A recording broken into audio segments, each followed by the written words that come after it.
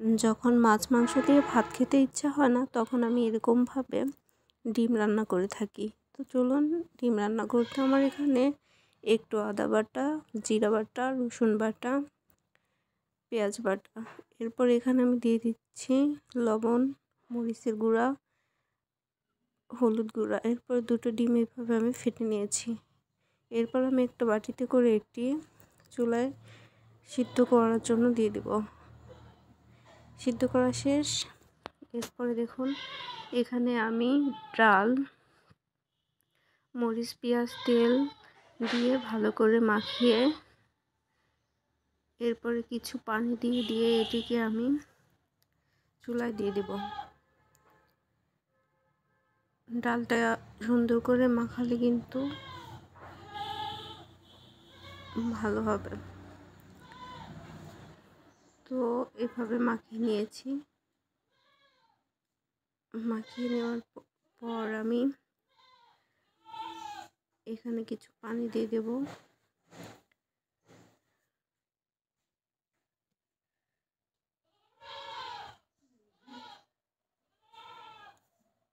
এখানে আমি ডাল সিদ্ধর জন্য পানি দিয়ে দেব কিছু পরিমাণ।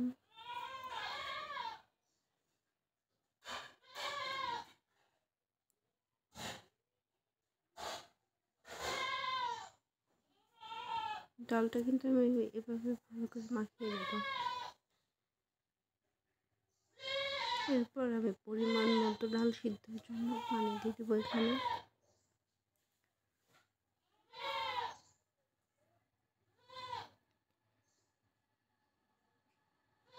এরপর আমি আস্তে জালে এগুলোকে রান্না করে নেব।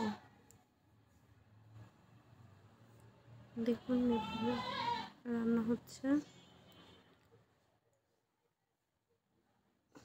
এরপরে আমি ওখানে দিয়ে দিব সিদ্ধ করা সেই ডিমের টুকরোগুলো।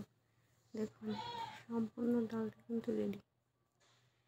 তো সুগন্ধির জন্য এখানে আমি ধনেপাতা ব্যবহার করতেছি।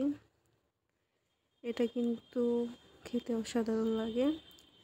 বিশেষ করে গরম ভাতের সাথে এরকম ডাল রান্না খেয়ে দেখেন, তখন মাছ মাংস খাওয়ার আমেজটাই নষ্ট হয়ে যাবে। তখন শুধু মনে হবে যে ডিম আর ডাল রান্না করি।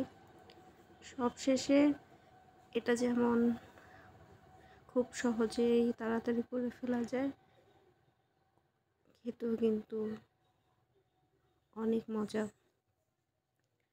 তো এইভাবে আমি 8 থেকে 10 মিনিট জাল করে নিচ্ছি। এই দেখুন পুরো রেডি।